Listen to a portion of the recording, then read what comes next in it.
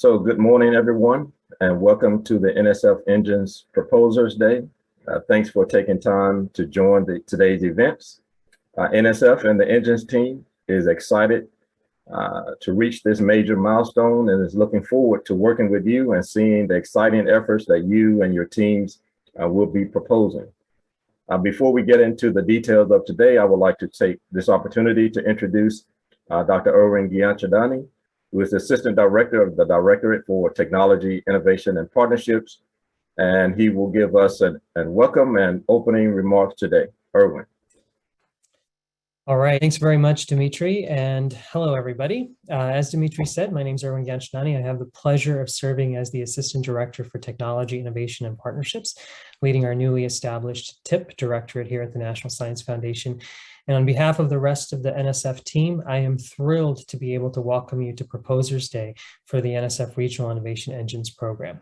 As Dimitri said, this is a critical milestone for us in our shared journey. We really view it as a shared journey with all of you toward funding NSF engines all across the country.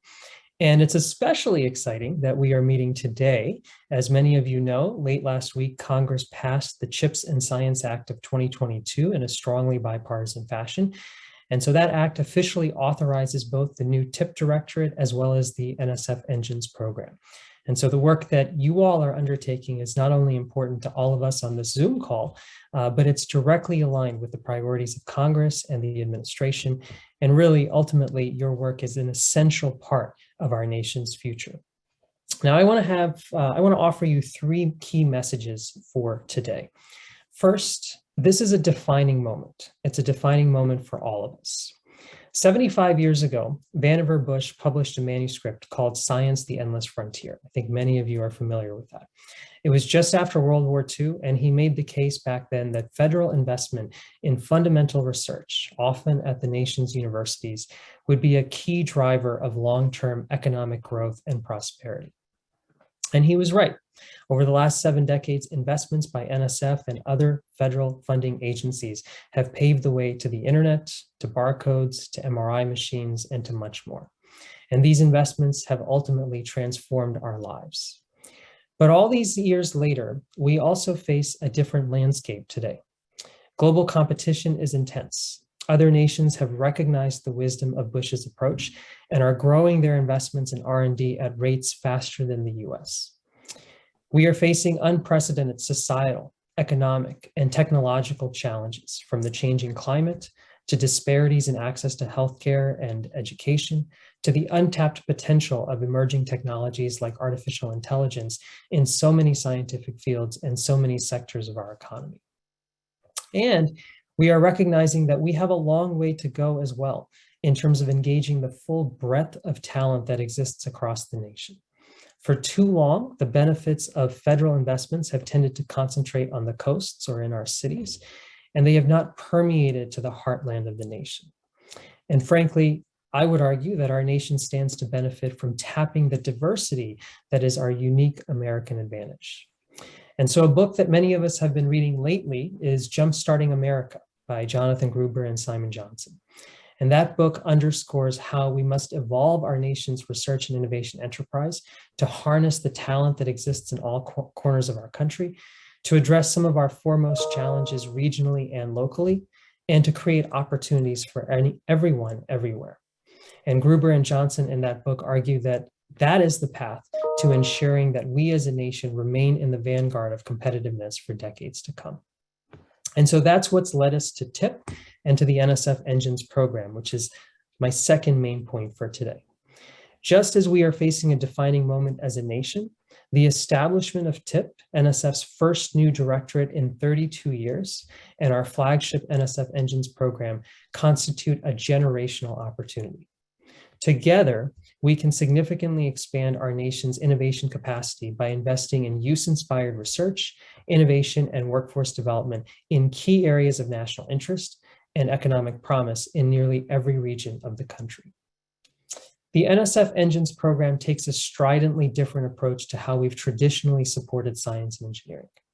It's different in scale and scope, in the intentional engagement of the users and the beneficiaries in shaping and conducting research through partnerships that cultivate iterative co-design and co-creation, and in the outputs as we strive to go beyond simply publications and conference proceedings to think about the technological innovation, the societal and economic impact, and the new workforce capability that we are delivering.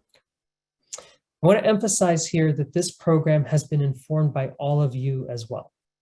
Prior to launching the program back in early May, and then in the months since, we have held numerous listening sessions with industry, with the full range of institutions of higher education, including R1s, primarily undergraduate institutions, minority-serving institutions, historically Black colleges and universities, university associations, and beyond, as well as with state and local governments and economic development organizations. And we have tried to learn from those engagements that maximum flexibility is paramount. We must allow you all as teams to customize for your regional level nuances.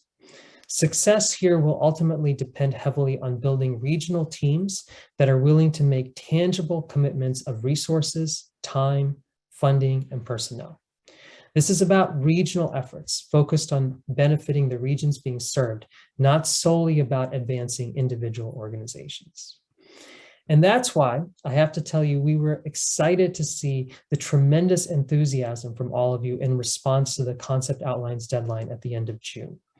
We got nearly 700 concept outlines from every state and territory in the US that are advancing to the full proposal stage. So about 700, almost 700 that are advancing to the full proposal stage, with proposals, concepts of proposals spanning a broad range of topic areas, sectors, and organization types.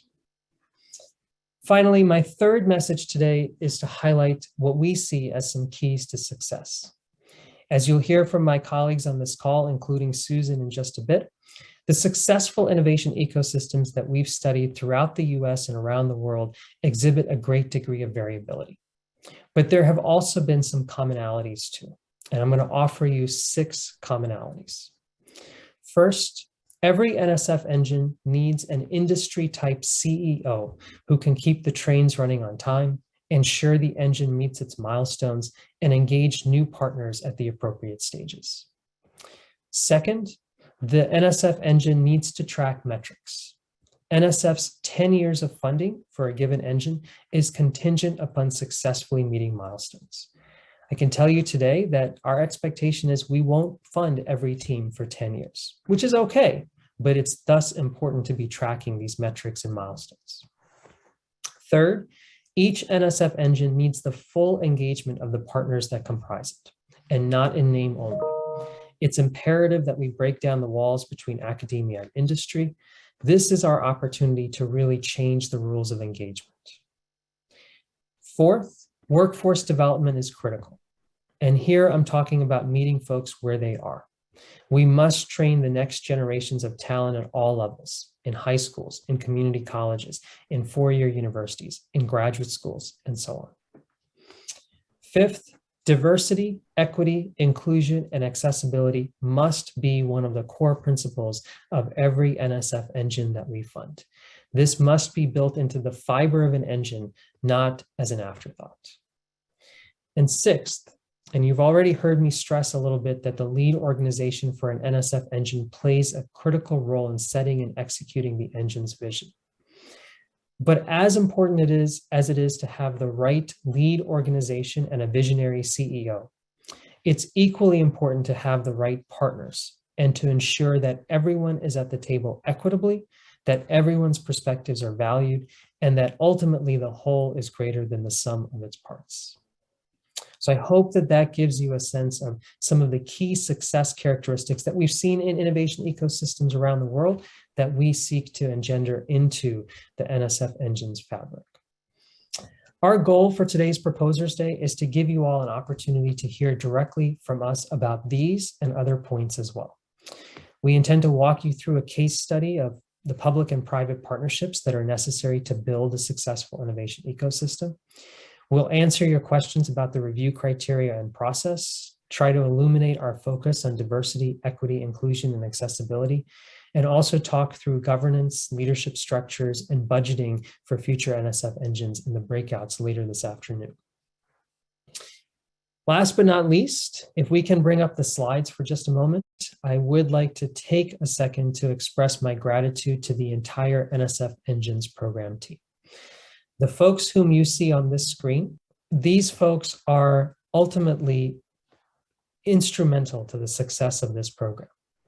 They have led designing it and now implementing it. And as an illustration, they worked tirelessly over the 4 weeks since we had the concept outlines deadline until now to process more than 800 concept outlines that we received, develop the data dashboard that we launched late last week, arrange for today's Proposers Day, and along the way answer countless inquiries from many of you in the community. So I know it's hard to do this virtually, but I would like for us to give them a round of applause for their dedication and their commitment. We would really not be here today were it not for their leadership and their hard work and their excellence in trying to stand up a once-in-a-generation effort here. So with that, I want to thank all of you for your interest in this program and for all that you are doing to bring innovation to every corner of our country. I could not be more excited about the opportunity that's before us, that by working together, we have the potential to advance technology, society, our lives, really ultimately ensure that our nation remains in the vanguard of competitiveness for decades to come. I can't wait to see where this journey takes us in the weeks and the months ahead.